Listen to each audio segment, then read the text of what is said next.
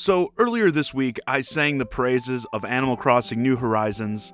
Such a cute, charming little game.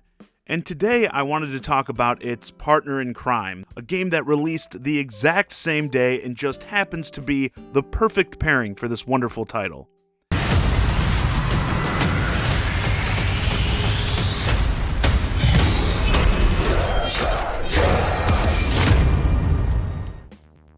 Yes, Doom Eternal. I just finished ripping and tearing my way through the campaign, and I gotta say, this is certainly a Game of the Year contender, and I would honestly go as far to say, at least in my opinion, this is the best FPS game of this entire generation. The thing I loved so much about the original Doom, well, Doom 2016 anyway, was how it embraced that old school, more fast-paced, arcadey style of play that was common back in the early days of the genre, but it's not something you see as much from games today. A lot of FPS games today are much slower in plotting, honestly, so this more retro approach was a breath of fresh air, and Doom Eternal just takes that feel and cranks it up to 11.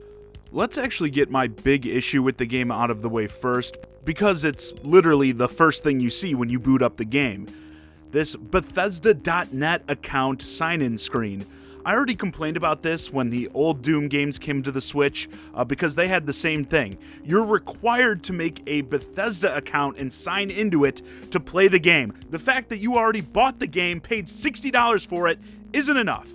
This goes out to not just Bethesda, to all developers who try to pull this crap. No one, and I mean absolutely not a single soul on this entire planet, wants to sign up for your stupid ass sites. So what? So they can get flooded with your spam emails? Knock it off. You're only irritating people with this nonsense. Why don't you work on getting like those human NPCs into Fallout 76 that you've been promising for like a year now? Do something productive instead. Okay, now that that's out of the way, let's talk about the actual game. The key thing I think people need to note with this game is your resources, health, armor, ammo, etc., are very limited in terms of the amount you can hold on you at one time. And this is something from a lot of reviews I've seen seemed like it tripped up a lot of people. I've seen a lot of complaints, oh well, you don't have enough health, there's not enough ammo. There's plenty of all that, it's just a matter of getting it when you need it. Using different weapons and skills on enemies make them drop different types of resources, so you gotta make sure you use the right things at the right time to maintain all your resources. For instance, the big difference I think between Doom and Doom Eternal in terms of the weapons is the way you use the chainsaw. In the last game, you more so wanted to save the chainsaw to one-shot bigger enemies.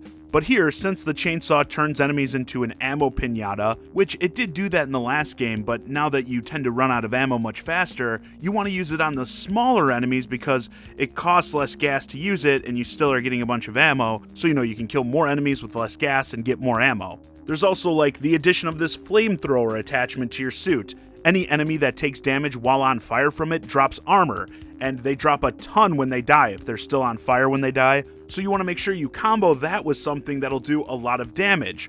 Also performing gory kills, which is weakening enemies to the point where they start blinking and they're kind of stunned. You then run up and perform a melee attack. Doing that garners you a bunch of health. And since in this game you're frequently taking a lot of damage, you want to set up those opportunities whenever you can.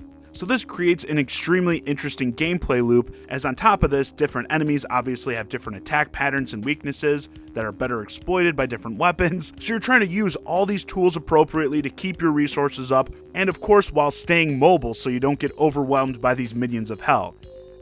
Because if you stand still, you will get killed very quickly. And that's why, in my opinion, actually, with all these giant bullet sponge foes, the toughest, at least the most annoying ones for me, were these little shield barrier guys. They're easy to kill, but they spawn these barriers everywhere that you may have to shoot through to hit guys, but running into the barrier also stops your movement, so there's nothing worse than running backwards or strafing to the side and running into one of these things, not seeing it, and just abruptly stopping in place, and then getting pelted by all the demons around you before you even realize what happened. So yeah, a lot of variables to consider. You're definitely not dealing with the quote-unquote mindless shooter here. And while there is a bit of complexity to the combat, don't get too worried about it because the RPG aspect of the game has been further expanded as you get to augment weapons and your suit with new abilities, as well as obtain skills that greatly change up the way you play and can help you get a build going that greatly benefits your playstyle. Like if you're someone who likes to spend a lot of time in the air, running around, jumping, there's a skill that allows you to enter a sort of bullet time mode when you're in the air so you can slow things down and get better shots off. If you're a scrub like me, I'd strongly recommend the second chance ability that allows you to periodically survive a killing blow. This came in handy for me more times than I'd like to admit. Yeah, there are just so many things going into this that make the gunplay so much more engaging than really any other FPS that I've played in a long time. It's almost kind of like an action game where you have to react super fast as well as time your moves accordingly.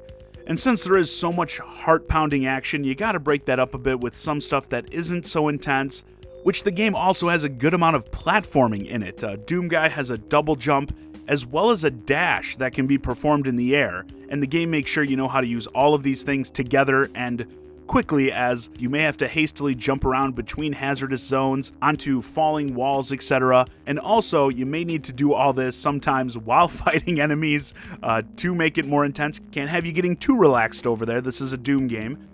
Yeah, the gameplay is really just perfection, in my opinion, honestly. And beyond the campaign, which will probably take you about, 15-20 hours to beat, there is a ton of meat to the game beyond that. Each level is packed with various challenges to complete that may have you surviving through an onslaught or killing a certain amount of demons in a specific time to gain upgrade points.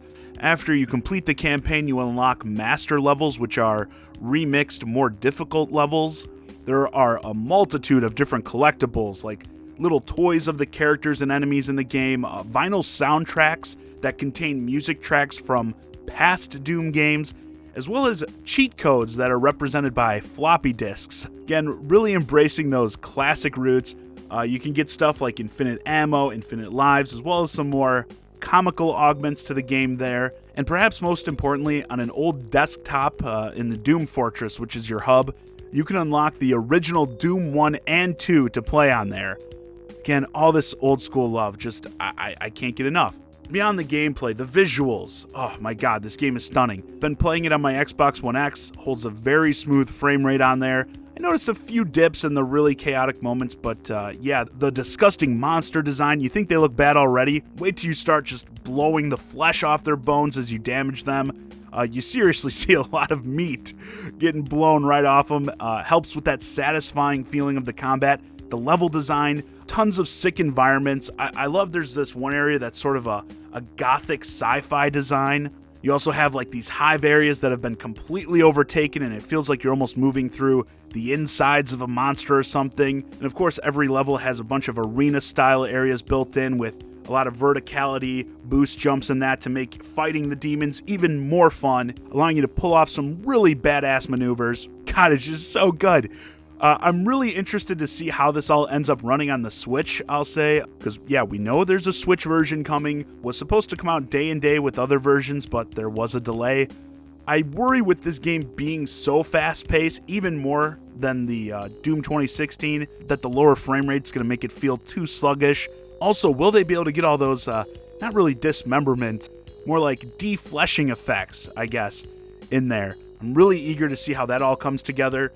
They did a fantastic job with 2016, still to this day one of my absolute favorite Nintendo Switch ports, so I have complete faith they'll knock it out of the park with Eternal. The sound design for sure needs some recognition here as well. The music is just top-notch. The hardcore metal pairs amazingly with the non-stop, over-the-top action. So many of these elements, like I keep saying, all combined to just really pump you up. If you don't feel at least a bit of an adrenaline rush while you're playing this, check your pulse because you may be dead. And the story, this story, guys, it pushes the game forward, I guess. Yeah, the focus is definitely strictly on gameplay. The story takes a far backseat. It's all the way at the back of the bus. So don't expect some enthralling narrative, but I doubt most people are looking for that in a Doom game. The only real negative I'd say there is with this title is the multiplayer. There's only one mode, this battle mode, where one person plays as Doomguy and the others play as demons and try to kill him. It's just pretty mediocre, honestly, and when you have something like this attached to such an amazing game, its mediocrity just stands out even more.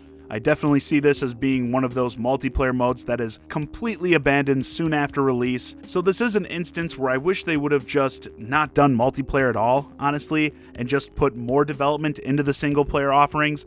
I know that's hard with shooters to ship with no multiplayer, but I feel like these days there are so many shooters out there that are solely focused on multiplayer that there's no way you're going to pull people away from that. Like, you know, your Call of Duty, your Fortnite, all that stuff. You're not going to pull people away from those games with a half measure like this. So if you're not going to go hard, blow it out with your multiplayer offerings, I think you'd be better off scrapping that entirely and just making a more kick-ass single player experience, even though that'd be pretty hard to do with this game. I guess you could just add more levels or something, but I really don't think there's much you could do to make this game better beyond just having more of it. So yeah, despite that minor blemish, still a ton to love here. If you can't tell, I strongly recommend this game. Again, definitely a Game of the Year contender.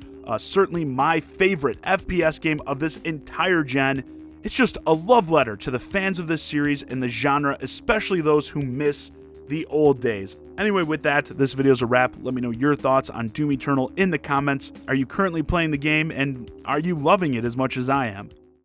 Hey guys, I hope you enjoyed this discussion of Doom Eternal. If you're new to the channel, please consider subscribing. And if you want to keep the conversation going, hit me up on Twitter at JohnnyZakari. And join my Discord, ChiGuy and friends. Link to both in the description below. And as always, thanks for watching.